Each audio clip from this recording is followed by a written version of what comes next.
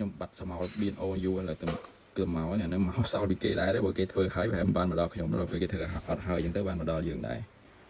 BNO ពីមុនថាប៊ូមិនសូវសបោឥឡូវប៊ូរៀងសបោហើយ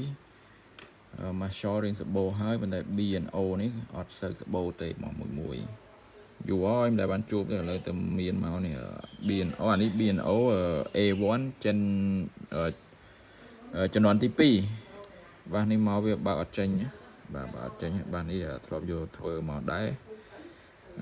ប៉ុន្តែសភាពបតនៅស្អាតបាទដោះមើលដោះអីចឹងណាហើយក៏អត់ដឹងថាខូចអីក៏ប្រហែលជាដាក់ទៅវិញចឹងទៅអញ្ចឹងសភាពបតនៅល្អឥឡូវយើងកំពុងឆែកមើលគ្រឿងគេតែប៉ុណ្្នឹងទេថ្លៃគួរសមដែរឧបឡោគេនេះឧបឡោគេចឹងឯងឧបឡោគេអង្គុយមកក្របនេះថ្មអានេះដូចថ្មដូចត្រូវជាមួយនឹងពណ៌ P6P អីដែរ BNO A1 ជំនាន់ទី2បញ្ហាបើកអត់ចេញការៈរបស់វាគឺបើដោយថ្មគឺចុចអីអត់មានភ្លើងអីទាំងអស់ប៉ុន្តែនៅពេលដែលយើងដោតឆ្នាំងសាកចូលគឺ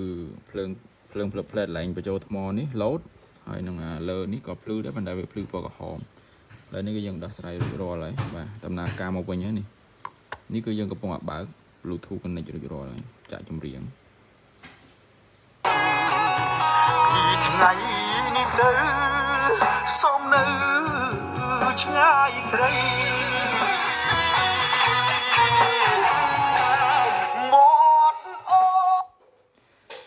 បាទ BNO មិនសូវជួបទេខ្ញុំបាត់សមោល BNO យូរហើយតែគឺមកនេះនៅមកសល់ពីគេដែរបើគេធ្វើហើយប្រហែលបានមកដល់ខ្ញុំដល់ពេលគេធ្វើអត់ហើយអញ្ចឹងទៅបានមកដល់យើងដែរអើយបាទអានេះវាគេធ្វើមកវាស្ដើងហ្នឹងជាប់ហ្នឹងនេះលបើកមួយនេះកែមនេះបាក់ខ្លះមកបាក់អស់ហ្មងជើងខ្ចៅយើងឲ្យបាក់អស់គាត់ថាប្រើយូរទៅវានេះជាប់វាចេញយូរដែរអីវាមិនមែនតែចេញណាឥឡូវមានជំនាន់ទី3ទីអីហ្នឹងនេះជំនាន់ទី2អង្គទូកណ្ដាលស្ទឹងដៃអូនខំប្រឹងកាន់ដងជ្រវាអង្គទូកណ្ដាលស្ទឹងដៃអូនខំប្រឹងកាន់ដងជ្រវាបើជ្រវាលេចទឹកកាយពេលណាជីវ៉ាបានអីចែវទី